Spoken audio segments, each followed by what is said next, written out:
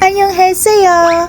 Ayan mga loves, at dahil panay panood ko ng Korea kong hindi pwedeng hindi ko to lutuin. Isa sa popular na noodles sa kanilang bansa, ang tawag ay japchae.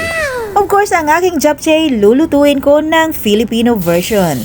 Isa daw ito sa popular na pagkain noong panahon ni Kupong-Kupong na siniserve sa mga royal families. Oh, wow! Kung mapapansin nyo mga loves, para lang siyang gisadong pansit bihon. Pinagkaiba lang dito mga loves ay ang sweet potato noodles at more on vegetables. And of course, sa amoy pa lang at manamis-namis na sauce nito, talaga namang mapapawaw ka sa sarap. Wow! At dahil Filipino version ng aking japchae, ayan, kahit anong mga vegetables ilagay nyo dyan mga loves, pwede yan at hindi yan aangal.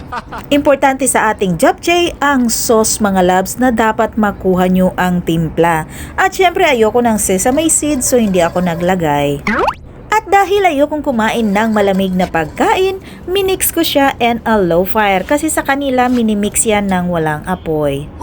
Ano ba yan? Feeling ko mas gusto ko na to mga loves kaysa sa pansit bihon. I swear, masarap talaga siya. Kaya naman mga loves, tara, kain tayo!